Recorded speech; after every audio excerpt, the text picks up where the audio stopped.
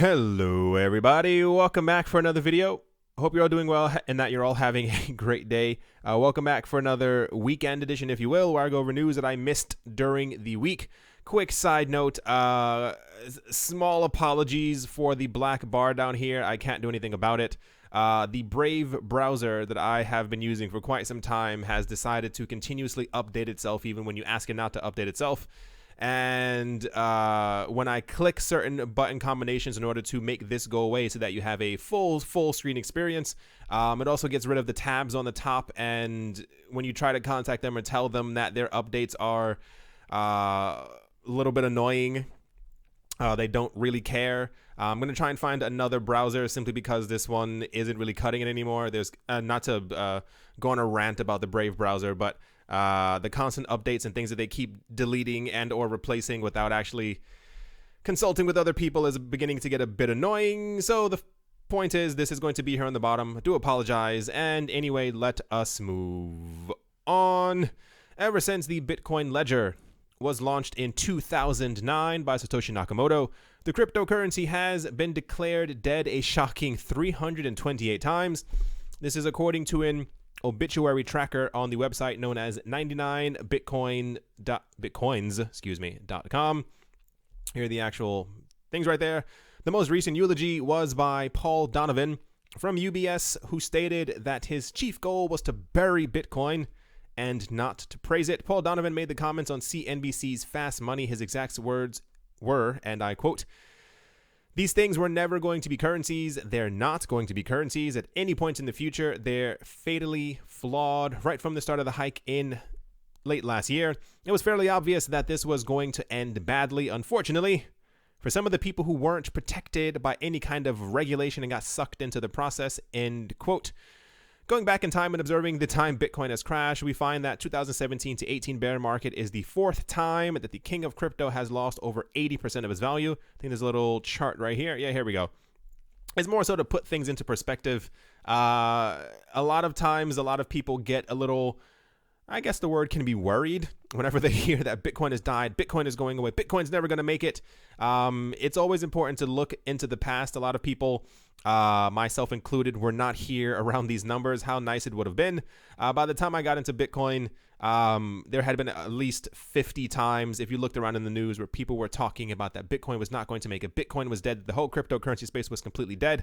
And every single time, the craziest parts is that we've had these decreases before. This is why I usually am not too flustered when it comes to the prices being down.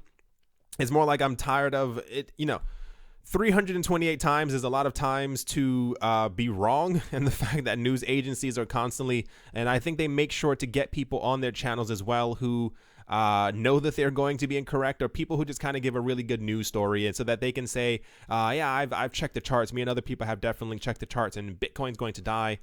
Same thing like a couple of, not even weeks ago at this point, it's been days. At least 5 different people have come out talking about that Bitcoin is headed to zero. Everyone would have to leave the entirety of the network in order, like no one on the planet would have to touch Bitcoin anymore in order for Bitcoin's price to completely go to zero. The point is, no one knows where the market is going to go. A lot of people who, not to say that this person in particular, a lot of times in the past, whenever we've seen people come forward talking about that crypto or Bitcoin in particular are dead, it's never going to come back. I'm here to bury them. We found out 2 or 3 years later that, lo and behold, because, and interestingly enough, that there aren't any regulations around cryptocurrencies, these people figured out some type of a segue that they were actually able to talk down about cryptocurrencies, get the prices to go lower, and then that they were buying it up themselves. I don't think there's some strict type of, not market manipulation, what's the other thing? Insider trading type thing going on. I don't know if we'll ever actually get those type of regulations. Hopefully they become a thing of the past, or people just really don't care about them as much anymore when we have billions of people into the cryptocurrency space. But as of now, these people are having a very good time. And there's also another article somewhere in this video, one of the tabs up there, I can't remember exactly which one it was, where it pretty much follows the same exact trend. People love to talk down about, and it's not even about something that they don't understand, because typically people in this situation, they know exactly what cryptocurrencies are, and this is why they're taking the time out of their day to talk negatively about them. I told you guys before, if you really don't care about something and it does not affect you, you don't talk about it. Like, you don't go to like a protest talking about how much, down with Bitcoin, and you still say that you don't really care about Bitcoin. You clearly care in some sort of way. This is why you're making, who takes the time out of their day to go onto CNBC, especially if you're a rich person. I'm pretty sure you have other rich people things to do, like buying golf carts or golf clubs. I don't know what rich people buy. You have other things to do instead of going on to television talking about how you're here to bury Bitcoin. If you don't really care, if you're already rich enough, then it means nothing to you. If it's going to go to zero, it's going to go to zero. It means nothing to you and your family. I wouldn't be shocked if in, let's say, 3 years, he's on CNBC talking about that he was an early adopter and he believed in the technology from the very beginning. Anyway, Bitcoin has died 328 times and counting, and I can only assume the news that we're going to get if Bitcoin ends up falling, below the 3,000 support level wherever we are right now, the news is probably going to go completely insane. Anyway, from this topic, let us move on. Yeah, so this is kind of the exact same thing. It says blah, blah, blah, talking about the prices dropping. Hodlers, Ethereum. It says, for those who aren't in the loop, the proposed catalyst is what whales and former hodlers have sought to liquidate their cryptocurrency holdings, putting so-and-so. Pretty much people are selling, obviously. According to DR, or Dyer, I don't know how to pronounce that, most recent installment of its weekly analytics report, whales in the Ethereum water have continued to accumulate, likely enticed by the bargain deals seen in the cryptocurrency market. Here is the actual tweet that they sent out. According to token analyst source data routed through DR, since January 2018, the amount of Ethereum that Ethereum's top 500 wallets have had or has held has risen by 80%. That is 80. To put this growth figure into perspective, on the 1st of January, whales kept 11 million Ether under lock and key. As of the 30th of November, the same group of users holds 20 million Ethereum. This jaw-dropping amount sums to nearly 20% of all Ether currently circulating and $2.2 billion in US dollar values, clearly indicating that whales are heavily betting on a market reversal. It's very difficult to I don't even know. We have a situation now where so many people aren't really, and I don't know why it doesn't really come into people's heads a bit easier, or maybe just people aren't, I think a lot of people who are into cryptocurrencies right now, maybe even people who've been into it for a year and a half, maybe even 2 years, the negative news stories kind of become a bit too much, and this is why we've seen a lot of people who have left the market. I'm pretty sure other friends who were asking you almost daily maybe before about cryptocurrency and or Bitcoin and how to get into the cryptocurrency space have almost stopped. It's always a good idea to look at the larger picture. 20% of, I mean, the largest crypto holders out there who already have potentially hundreds of thousands, if, however many each individual person has. And now 20% of all Ethereum circulating is a very large amount of money. The same news that we had, what is it? I think Grayscale, G-R-A-Y or G-R-E-Y? G-R-A-Y, Scale. They're a company somewhere, and they now own more than 1%. I think it's 1.16% of all Bitcoin that's out there. These are enormous numbers, and a lot of people don't really get what's coming or what these people are actually planning for. When the market does take off, and I was talking with a friend about this a couple of days ago, he was inquiring. I have a lot of friends who keep asking me, and I don't think they're doing it like a cheeky way or like to be kind of rude. But when we're having dinner or something like that, people will ask me, oh, so how's that Bitcoin going? Because they know that the prices have been dropping. But people are fairly curious to see what I think about the future of the space and where I think that it's going. And when I tell them information, like I had a friend, I was talking to him and I was like, yeah, have you been looking into Bitcoin? Because this particular friend, and I know he doesn't listen to my videos. I was asking him, I said, have you been, looking at it? Have you checked into it? Because he told me, and I tried to get him into Bitcoin when the price was $200 a coin, and he shrugged me off. He said, no, it's not going anywhere. So I've been asking him, has he paid any attention to anything that's been going on, any type of news, anything? Because he's fairly into like the front end of finance, and he's really into real estate. And he was like, nope, haven't read anything in years, don't really care to. And I was like, that the New York Stock Exchange is getting into it. And like one of his ears perked up. And then I was like, did you hear about the NASDAQ also getting into it? And then the other ear perked up. And I was telling him about Fidelity. And about 3.5 seconds later, he had his phone out and he was like looking through it to try and figure out if all this news was actually correct. No one is paying attention. And I don't know if it's because people are afraid, and this is my opinion, if people are afraid of like centralization conversations, when you have a situation where 20% of the entirety of a circulating coin's amount, asset, whatever, are held by a small number of people, I think a lot of people get kind of scared. I also notice a lot of I want to say like hyper Bitcoin maximalists haven't brought up the discussion at all, and they're probably not going to, of one company owning over 1% of all the Bitcoin. And I told you guys before in another video, I'm fairly certain at this point, at least 50% of all Bitcoin is probably just held by around 40 companies or individuals. That's my numbers. Like Grayscale isn't as big as the New York Stock Exchange, nor is it as big as the NASDAQ, nor is it as big as the Swiss Stock Exchange, who are also getting into crypto. So one can only assume that they have that much. But on the other side of the topic where people are shying away from these conversations, it leads to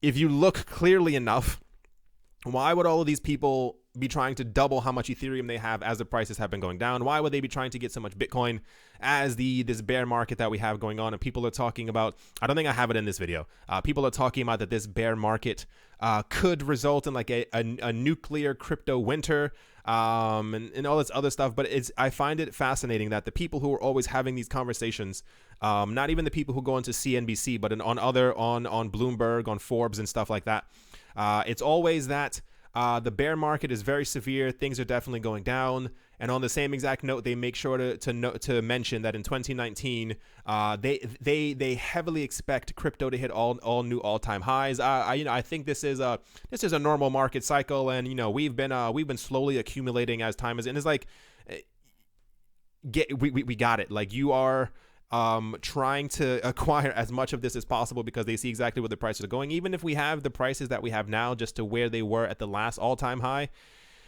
I personally believe we're going to go well beyond that. I guess at least at the moment, me saying things like that, I think people have maybe written me off, maybe written the cryptocurrency space off. A lot of people can't see the larger picture. But they will, and these are all the people, once again, who have left the market because they've lost faith, and these are the people who would benefit the most from cryptocurrencies. But that's the Ethereum whale news, if you kind of want to call it that. I can only imagine what's happening with the other cryptocurrencies, especially the ones that are like $1, less than that. Like I've been seeing an uptick in interest in EOS because of how low that the price has gone. A lot of people talking about how great it is and how so-and-so and how they're definitely getting into it. Obviously all speculation, but one can only assume if people are accumulating Ethereum and Bitcoin in mass, they're probably doing it to at least the top 10 cryptocurrencies right now. That's just at least my opinion. So this is, I'm trying quickly-ish go over this. The South Korean government reportedly has plans to tax cryptocurrency and ICOs, despite the lack of a regulatory framework. According to the Korean Times, Hong Nam-ki, finance minister nominee, revealed that the South Korean government is planning to tax cryptocurrency and ICO offerings. Nam-ki submitted his written answer before the South Korean National Assembly in response to a question based on taxation of digital currency. The nominee further stated that the tax method for virtual currencies will be finalized in line with the taxation infrastructure in progress by global stakeholders. Not that important to really read through the rest of it. What we have right now is a very odd situation, and I saw someone else mention this in another video in the comments section. I can't remember your screen name for the life of me. I do apologize.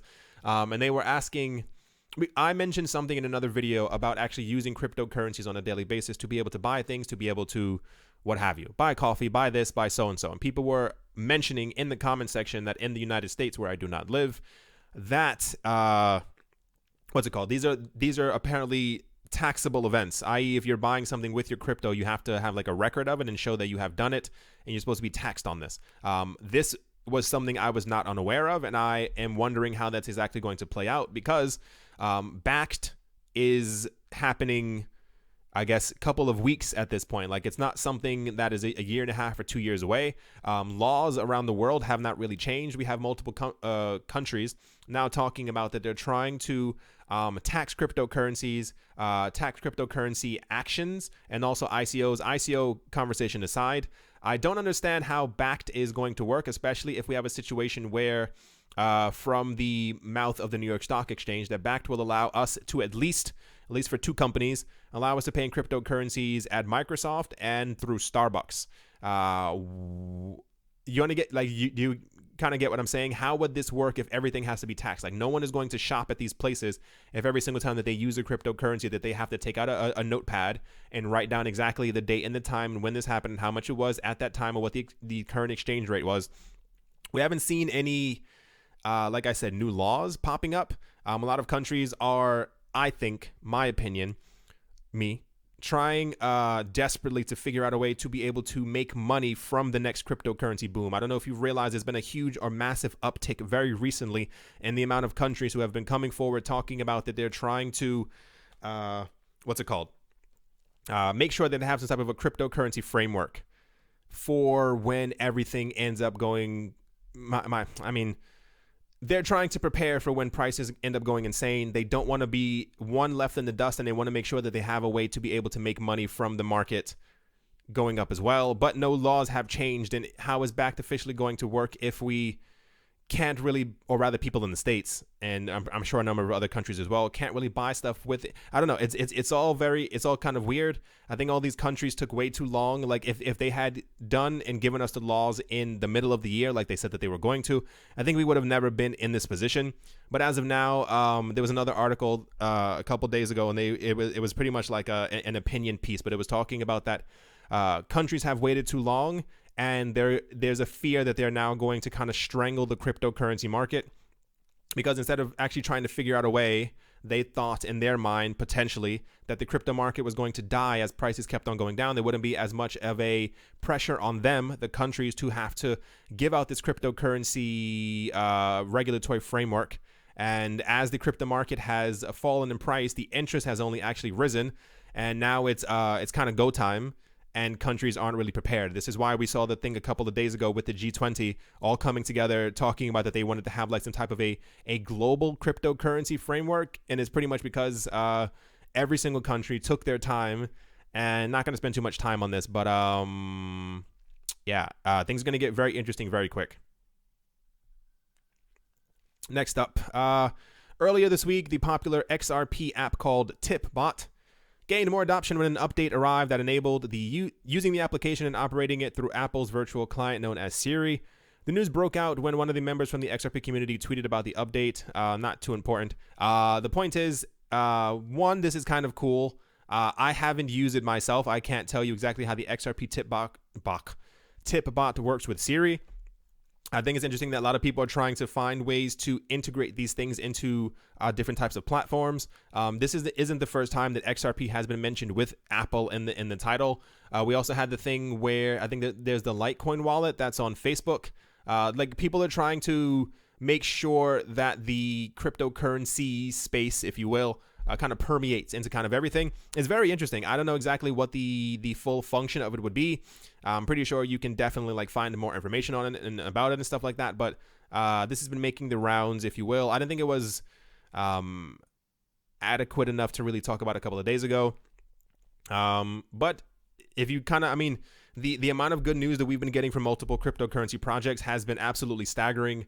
I'm hoping that this reflects in some way deeper into the cryptocurrency market when prices do eventually start to go back up, because the news and the integration that we have is absolutely just completely staggering at this point. But from this XRP TipBot on I guess Apple phones and therefore being used by Siri, let's move on from that. Here's another stablecoin news. We haven't heard about those. Where is the actual information? On the 3rd of December, Chinese cryptocurrency billionaire Li Xiaolai announced the creation of a stablecoin project that would operate within the Hong Kong-based blockchain fund Grand Shores Technology. Rather than just paying for the project, Xiaolai is going to have a hand in the development of the cryptocurrency, including the launch of the coin. Xiaolai is also experimenting with the creation of a DAG-based database and other blockchain products in addition to the aforementioned stablecoins. Stablecoins are, I personally think that we have enough. There are so many of them launching. I don't know. And I feel like how profitable these things are, there has to be something that I'm completely missing. I understand that people aren't trading these back and forth. I get when a stable coin goes to 99 cents. People aren't trading it in anticipation for it to hit $1.01. I'm not sure if it's just when you're trading between these that some type of you get the runoff from the trades that are happening back and forth, as I guess potentially millions of dollars are slamming back and forth into these coins as people are buying or selling them. Or if it's just another situation where I believe that people are trying to create stable coins in an effort to kind of be the digital currency for a certain country, because I'm not sure if this is going to be denominated in the Chinese currency. I can't really tell you that much. But I think a lot of them are trying to gun for the #1 spot. There was also something that happened 2 days ago, and it was really interesting. There was an article, and I think it was called the company you've never heard of is making the stable coin that's taking over the world. It was some sort of weird title like that, and they were talking about the Paxos coin. And remember, a couple of months ago when I heard the name Paxos, I was like, okay, no one's going to use that. And for some reason, Paxos is taking over a huge amount of the market. For some reason, they've become extremely popular, and now they're one of the largest used stable coins that we have out there, and for some reason they're getting tons of support from many other cryptocurrency exchanges as well. It's all kind of interesting. Anyway, there's another stable coin that's coming from a Chinese crypto billionaire. Good for him. I wonder when the stable coin hype train is kind of going to end, because we hear about these every single week. There's only so many stable coins that we need, and I think eventually I can see one of them definitely taking over Tether sometime next year. I think, and I wonder how the crypto market would move forward from that, because Tether has been such a big name, and I think a lot of attention is still there's still a bright light on Tether. People checking to see if they're manipulating or doing anything that shouldn't be done in a decentralized economy. And I think when another coin finally takes them over, another stable coin, I think it'll be a breath of fresh air, breath of hot air, it'll be a sigh of relief. It'll be a sigh of relief to a lot of people in the community that we don't have a coin that has been marred in so much controversy over the last couple of years, being as one of the top stable coins that we have. Anyway, stablecoin news over. Let's move on. So this kind of ties into the exact same thing that we were talking about with South Korea. It says under a new legislation, Japanese cryptocurrency exchanges will be required to provide personal information on clients suspected of tax fraud. In an effort to prevent tax evasion on income from digital assets, Japan is looking to enact measures that would force cryptocurrency traders to tell on their clients. This is according to the Mainichi. The government of Japan is seeking to empower the National Tax Agency to demand crypto exchanges to provide information on traders and investors who have been suspected of evasion. On top of this one as well, these both tie together. The Financial Services Agency is set to introduce a new regulatory framework for ICOs, requiring that any company looking to conduct a token sale register with the agency first. So historically, if you want to use that word, Japan has been a very friendly face to the cryptocurrency space. They were actually, I think, the first country, and they may be one of the only countries in the world, who announced a year or two ago that cryptocurrencies are legal tender within the country. And that made a huge shift in, I guess, the thought process or how people viewed cryptocurrencies around the world. Because when you have a major country like Japan talking about that crypto is legal tender in their country, that lights people's eyes up, and people were kind of hopeful that other countries would kind of fall in line. They really didn't. The difference that we've seen is that I think other countries may have been pressuring Japan to be a bit harsher than they have been before on the cryptocurrency space. And since last year, or rather maybe even the beginning of this year, we had a situation where I think 2, maybe 3 cryptocurrency exchanges within Japan were actually hacked, or people had their funds stolen. And I think that was a bit of a demoralization to the entire movement of cryptocurrencies within Japan. I feel like that the Japanese government felt a bit, what's the word? Not insecure. It's like they felt embarrassed. I guess you can kind of say, like, when you're the first country to kind of do a movement and you get something going wrong with you, what you should, there wasn't enough regulation put in place to be able to protect other people from not making sure that things like this would happen. This is kind of how I feel. This is why I think Japan is slowly clamping down. There's been a huge movement forward from the Japanese government since the beginning of this year. They've been shutting down other cryptocurrency exchanges. You now have to get like money transfer licenses and stuff. I mean, which, to be fair, this is happening in other countries as well. But I feel like Japan is like someone who's like your best friend, and then kind of the next day they're like talking about you on social media. It kind of feels that way. I think Japan will always be a good space for cryptocurrency, potentially, hopefully. And I think some of what they're doing is a bit I want to say like overstretched, not overstated. Like they're moving a bit too far. Like they're not overstepping their bounds, but I think that they're trying to show the rest of the world that they can do it, that they're going to do it, that there's nothing to be afraid of, that there's so-and-so that, we can handle it, we've got it. But when it comes down to this as well, it feels like it's a bit too forceful. And this is why, ladies and gentlemen, we're going to have a situation very soon, and I hope, me personally, that it happens sooner rather than later, where we get decentralized exchanges kind of really up and going. We have information that the Binance decentralized exchange is going to be launching sometime, I think, in the first quarter of 2019. Changpeng Zhao said that before. He was saying that he said it's coming in the coming months. And a lot of the speculation comes down to the first or second month of 2019. That would be absolutely wonderful, because the situation that we have right now is that this word is being thrown around, or these words are being thrown around because of what people are doing with their own money. And I believe that you should do what you are obligated to do, depending on where you live, government-wise, whatever the case might be. But I think a lot of this is starting to encroach on, they're treating cryptocurrencies, or people buying things with cryptocurrencies, as if people are trading stocks and bonds back and forth, and it's not.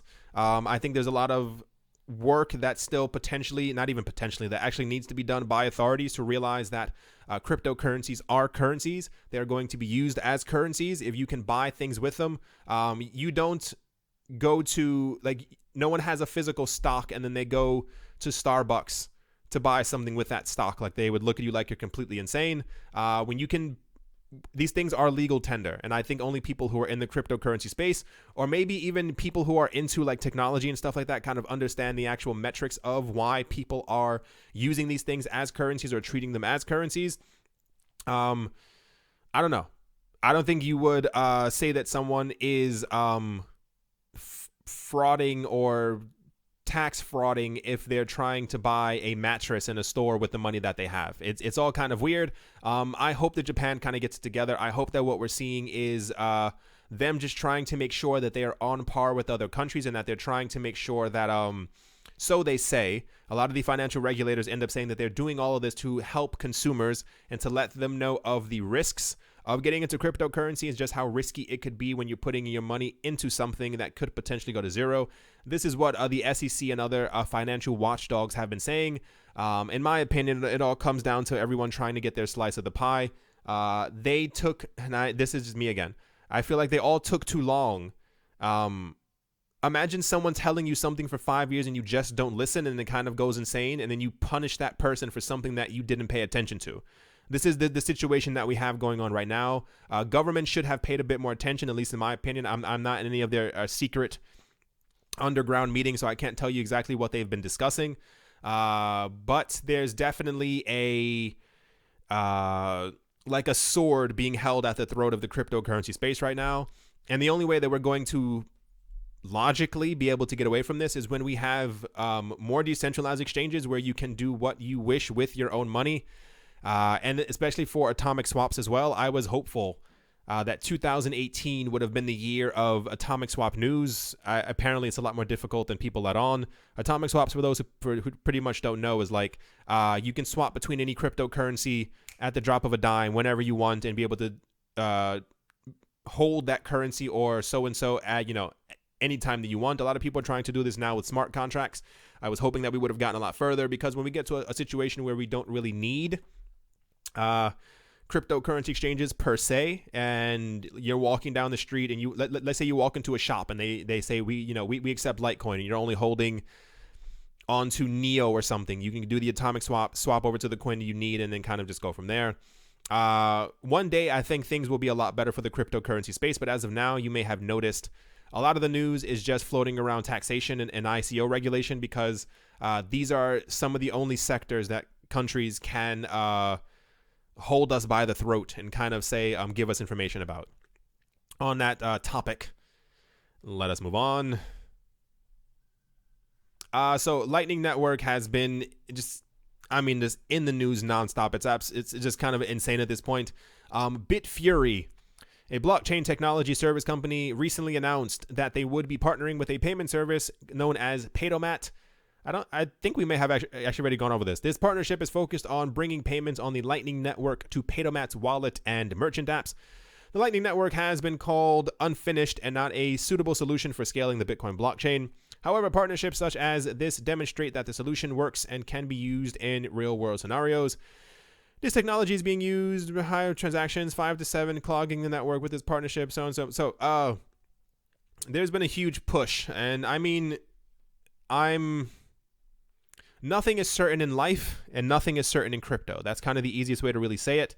I've been scouring the internet for the last week and a half. I've become very interested in the Lightning Network and trying to figure out exactly what it is, what's going on with it, how it works, the scalability of the Lightning Network. I've at least watched 25 videos. I'm not even joking. I read multiple articles. I understand and I get the Lightning Network. Part of the issue that I not even have with it anymore is, I guess, I don't believe in the word FUD. I actually hate the way it sounds. But when I read certain articles about people, or like not higher ups in the crypto community, like other developers talking about the Lightning won't work, it kind of leads me to the situation, you can't ignore someone saying something negative about a project or cryptocurrency that you're into. It's best to learn about it. This is why I've been trying to read so much and watch so many videos and discussions about exactly how it's going to work. People keep saying that the Lightning Network may have bugs or flaws, or that it's not going to work. As of right now, it seems that the Lightning Network may be the best solution for the Bitcoin network, as it's been announced multiple times at this point, that the people who are in control of Bitcoin or Bitcoin's code, what have you, they said that they're never going to scale Bitcoin. It's going to remain at 5 to 7 transactions per second, and Lightning Network is the best hope for the future for Bitcoin. And I said in another video, I think Lightning Network is increasing in adoption rapidly, because I think this is it. That's not to say that this is going to be like the last thing ever built on Bitcoin. Lightning Network is it. We're never going to have anything else. It's more like the last 3-4 years when they've been talking about Lightning, we've been looking for a solution to make Bitcoin quicker. It has not gotten quicker, and this is why we have an abundance of Bitcoin forks, because everyone keeps forking it, talking about that they can make it quicker, they can make it faster, they can make it more scalable. I don't have any news about Bitcoin Cash SV in here. I saw at least 8 articles over the last week, and I was like, I'm not going to include them.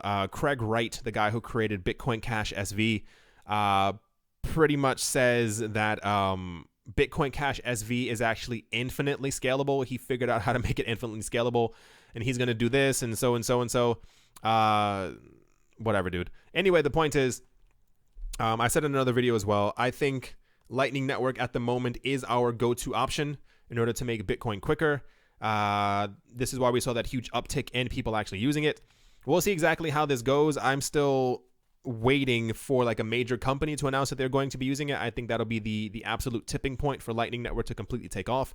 Because as of right now, even when you look on like news networks and television shows and stuff like that, no one really ever mentions the Lightning Network, especially if you watch any of like the 4 major news networks in the States when it comes to like finance and stuff like that.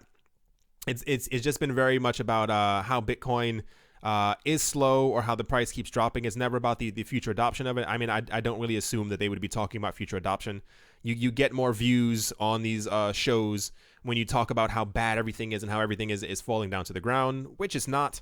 But anyway, from the Lightning Network, let's move on. This is definitely happening a lot quicker.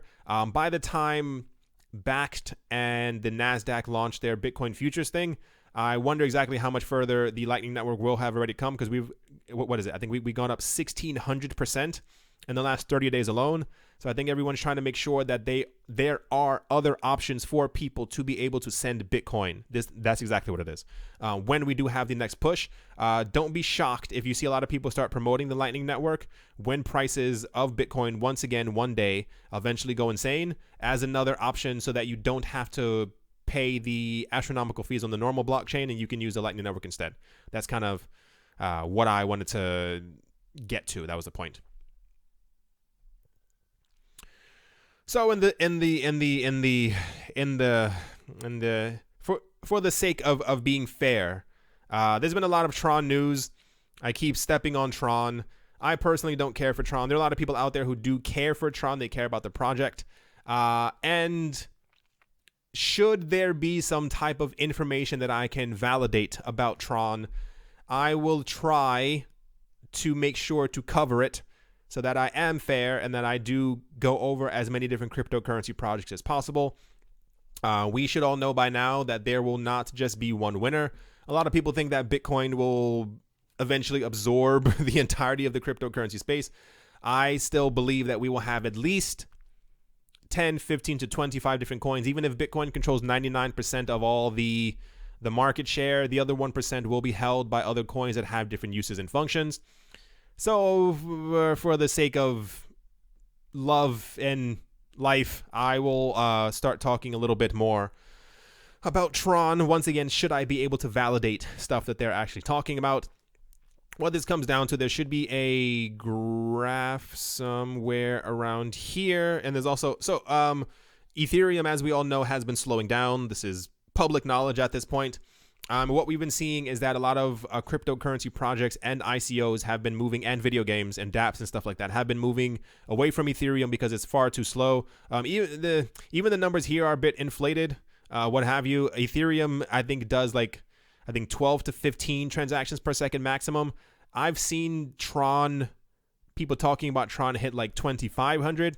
I guess 10,000 might be like the full push if you give it like everything that you've got, if they've been like stress testing it.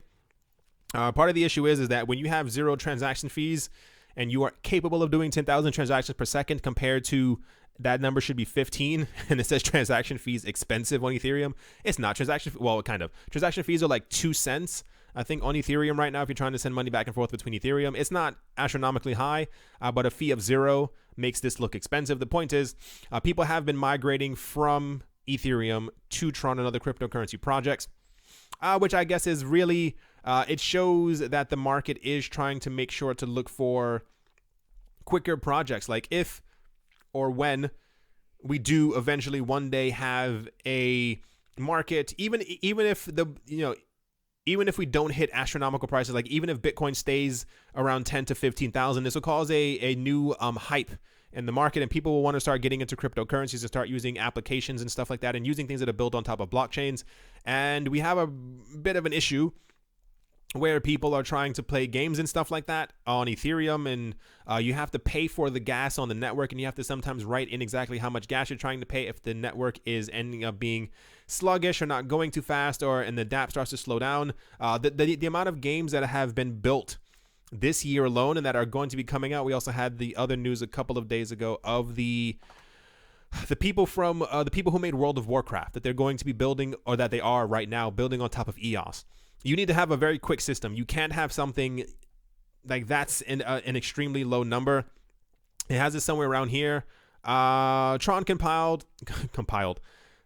continued to pile the pressure on competitors after making a new record of its transaction number, which reached 1.84 million, nearly tripling Ethereum's transaction number, sitting at 670,000. after the 10th of November, Tron marked a new milestone after single-day transactions. Yeah, so Tron has been they've made sure, Justin Sun has made sure to let everyone know that the transaction volume of Tron has surpassed Ethereum every single day. And it also comes down to, I think he was also boasting about a couple of other projects that had moved from Ethereum to Tron. For those who know Vitalik Buterin at all, he's a very outspoken member of the cryptocurrency community. He's made sure to kind of shoot back at Vitalik every single time that at Tron? No, his name is Justin Sun. His name is in Tron. Vitalik has made sure to shoot back at Justin Sun whenever he says something negative about Ethereum. There's also another tweet somewhere around here. So, Vitalik is a genius. We know that. If you've ever heard him speak, it sounds like an alien talk. The point is, Ethereum, the platform, has been going incredibly slow. Everyone has been migrating to other platforms. It's now time to get it or leave it. I don't think that's a phrase, but you know exactly what I'm kind of saying. I can't remember the other Tron news that we had. Maybe it was just something that was in the back of my head that I remembered from a couple of days ago. I don't not believe in Tron. It's just Tron has been a large part of like a hype train. But to be fair, the network works. It's moving very quick. A lot of companies have reported that they're moving over to Tron as well. So something must be working. And yeah, on the Tron front, let us move on. And next up, on the 7th of December, the official YouTube channel of the leading blockchain firm Ripple posted an interview of Tom McLeod, Omni CEO. Ripple and Omni got closer after the startup decided to integrate XRP as a tool for providing liquidity to its customers. During the discussion, McLeod shed light on its ties with Spring and its role in facilitating the change that Omni aims at bringing into the world. He said Spring is long-term believers in the world that we want to see and the world that we're building towards, and that's key to the mentality that Spring. Okay, whatever. I can't. Whatever. I get very tired of reading like quotes and stuff like that because it's never how normal people talk. It's always like a very like politician type of talk, and it doesn't sound right when you're trying to just say something normally. There's a lot of XRP integration. There's a lot of other, and I promise, really though, when other coins end up getting integrated and stuff like that, I will bring you the news. At the moment, there's just not a lot of it, and I just because somebody posted something on Reddit or somebody posted that this was going to happen on some type of a forum, that this coin is being integrated into this, or someone created something so that this can be used on, I need actual proof in some way to be able to actually talk about them. At the moment, the only news that we have is really coming from maybe the top 10 to 15 coins. So this is kind of where the news kind of is. When we do have I can only imagine what the news is actually going to be when the market actually starts going crazy once again, because I can only imagine all the other good news that the other projects have that they haven't been able to talk about for the last year. Like, it has to be driving them insane to have all these partnerships, and you really can't say anything, because if you give good news during a bear market, it kind of goes into the wind. People just kind of won't remember it. But I think the Ripple team has more than enough money backing them that they're able to continuously give out updates. The point is, XRP has been integrated into Omni. This is yet another thing that they've been integrated into. I'm happy simply because of the liquidity that it's going to provide for even the rest of the cryptocurrency space, especially as XRP has been become a base pair on a lot of cryptocurrency exchanges. Let's hope that this all ends up reflecting in all the cryptocurrency prices whenever the market does go insane. And I was thinking about that earlier as well. I thought it was really weird. If you remember the end of 2017 when prices were going insane, Bitcoin was like one of the only coins that you had to like pass in and out of when you were trading coins. And now so much has changed. And we have so many other pairings and so many other fiat pairings and so many other like stable coin pairings, like multiple coins. Like I wish there was a graph to show when they have like the line and it shows going to this and this is going to this, to show exactly how many new pairs that we have for stuff, because it's several hundred across multiple coins now, across multiple exchanges, especially the new exchanges that are going to be opening up that have all these pairings to them. So Liquidity should increase exponentially for a large number of the cryptocurrency coins that we have out there right now. Just something that I thought of earlier as well. Anyway, let's move on. So this is another TRON-y type news. In a tweet on the 25th of November, Justin Sun had urged Ethereum developers to migrate their tokens and projects to the TRON platform. His tweet went on to explain why they should do so. He said, in the bear market, Ethereum developers should migrate your tokens to TRON immediately. No transaction fees, no gas, which is a big problem for Ethereum. Compatible to Ethereum, zero migration costs, 2,000 transactions per second. This is the number that I've seen. Not that I've that 10,000. I don't know where that came from. TRON Dex listing, because why not? One project known as BitGuild has decided to migrate its Bitizens DApp, okay, and the world of Bitropolis, my goodness, from the Ethereum network to that of TRON. The team also announced that they will be taking the portal and the Bitizens game offline to facilitate the move. Never heard of it. It looks interesting. People are moving and stuff like that. And there's a woman waving. Could be a fun game. This is not an endorsement. Believe me, I've never heard of Bitizens in my life. I can't even pronounce the thing. A lot of games are... So we have a situation where games are moving to TRON, and like websites and dApps, like normal things that you would use on your phone, like where is this? How do I do that? How much does this cost? Those type of things are moving to EOS. Like more, I don't want to say like more practical things, like more real world usage type things. And I think TRON, I think they were based, rather the entire point of TRON, I think, was to be like a video game platform. Seems like everyone is slowly going there. I mean, it kind of is what it is. You know, it's a sign of the digital times. You can't really say anything else. I like the Ethereum platform. I don't think that they're going anywhere. I think that they desperately needed to get it together. Unless we have some type of really crazy news at the beginning of next year that Plasma and Casper are coming, we'll see exactly where that ends up going.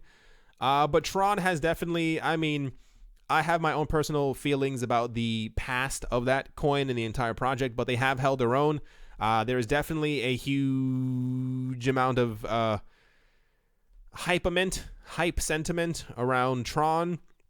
People think that it's going to completely outshadow a number of other cryptocurrency projects. No one knows exactly how deep this is going to go. It could go anywhere, but I mean, it's fairly safe to assume that TRON is probably not going to go anywhere anytime soon. When you listen to that ICO Alert, that podcast, and they talk about, I told you guys in the last video, they have a segment called Good Tron, Bad Tron, because one of the people on there actually likes TRON, and he talks about all the games that he actually plays on TRON, and apparently they work out pretty smooth. I have not, I can't remember the name of the website. Is it DApp Alert or is it like DApp something? There's a website where you can find out all the new dApps that are coming to these games. I might start playing some of them, especially, I mean, realistically, if you can handle 2 to 10,000 transactions per second, it might kind of be cool. Just a lot of the dApps that we have right now, they're a little dry. They're not really, I've never played Bitizens once again, so I can't really tell you how fun it is. But a lot of the things that we have right now are like you're collecting photos, or like you're collecting photos of cats that have like whiskers and monocles and stuff like that. It's not really my kind of game. I want something more like interactive. I would like a Final Fantasy type game. That'd be kind of cool for those who know what that is. I think that would be kind of excellent. Anyway, the point is, people are migrating their projects to TRON and to EOS and to other platforms. And yeah, let's move on from that. This is going to be very quick. Upbit has added Nucleus Vision a couple of days ago. To be fair, don't hear anyone ever mentioning or uttering the words Nucleus Vision. I couldn't tell you if I wanted to exactly what they do or what the platform is actually used for. A lot of the news that we've been getting has been coming from, for those who are wondering, Nucleus Vision has been paired with Bitcoin and Ethereum on the Upbit platform. It's usually like news that a certain coin jumped dramatically in price because it was added to another pairing for another cryptocurrency or added to another cryptocurrency exchange, and there's usually like anywhere from like a 6 to 15, 25% rise in value on that note as well. IOST Polymath were also added to Bithumb. Bithumb, I believe, is the largest cryptocurrency exchange in South Korea. I think that's what it is. I'm going to say Bithumb for the rest of my life. People keep telling me that I'm pronouncing it incorrectly, and I think people are just having a laugh when they say stuff like that in the comment section. I've seen like 8 different pronunciations of how this could be pronounced. It looks like a bit and it looks like a thumb, so I'm going to say Bithumb. IOST and Polymath were added to them as well, and they also shot up in value. Yep, 15 to 28%. So these coins, I repeat, are never actually in the news, but I like to follow, or rather at least give some type of a news sometimes when coins get added to cryptocurrency exchanges, because I'm pretty sure there's at least one person out there who has an IOST token or a Polymath token, and I'm pretty sure they like to hear that their coin has been added to another cryptocurrency exchange, which I think is very important, because if they were only added to 1 or 2 other exchanges and you get a further increase in the reach of your coin, especially for the future, like it kind of sucks when your coin is just on 1 or 2 cryptocurrency exchanges. You like to be able to, I like having coins that are on multiple platforms. It lets other people know that these coins actually exist. Just having it on one is a bit of a bother, if you kind of will. Anyway, that is the listing news for this weekend. Guess who gets to finish this video off? It's TRON. Scrolling down a tiny bit. TRON users could soon have enhanced privacy features when transacting TRX tokens. During a recent interview at the Bad Crypto podcast a few days ago, Justin Sun talked about how the platform will implement greater privacy features. The main intention is to use Zcash's ZK Snarks cryptocurrency. They talk about the other ones that have these features already on top of them. TRON, to be fair, isn't also the first cryptocurrency platform that's trying to implement ZK Snarks. The people from Zcash did a very smart thing when they created that, because apparently it's a layer that works on many other cryptocurrencies. I'm hoping. It says, however, TRON might implement ZK Snarks as soon as the first quarter of 2019. I really hope that 2019 is not only the year of crypto prices going completely insane. Crypto, everyone's using crypto. People are buying Starbucks lattes, macchiato, so-and-so's everywhere around the world in cryptocurrencies, but that we have a number of privacy layers put on top of these coins. It would be a dream of mine. My hope of Bitcoin having one of these layers anytime soon has fallen to the ground at the moment, at least. Ethereum talked about implementing ZK Snarks and also something else. I can't remember I think ZK Starks was the other one they were talking about implementing. And I can't remember the other coins. I'm hoping. It would be such a nice thing to be able to have these type of features on top of these other cryptocurrencies. But at the moment, TRON is still chugging along. I did like a little arm movement and I realized nobody could see me. They're definitely, I mean, like I said, they may be a hype train, but Justin Sun he's at it. He's at least doing what needs to be done. I hope that this actually ends up happening for them. I would have a bit more respect for the project if they end up doing something like this. I hope that eventually all cryptocurrencies have some capacity of a privacy layer on top of them. I think it would be very cool. Anyway, TRON ending out the video. I think that's definitely going to do it for this video, guys and gals. Hope you all enjoyed. Hope you all are having a great day, morning, afternoon, and or evening. Wherever you are, wherever you might be, I hope it's absolutely fantastic. I tried to talk a bit slower. I realized somebody said in one of my other videos that I should be an auctioneer. Someone said I should be like a rapper. I think someone compared me to Eminem at some point as well. Thank you. I don't know how to... Sometimes people say things and I don't know if they are insults or just people trying to compliment me in a different way. I know I talk very fast. I talk very fast in every language that I speak.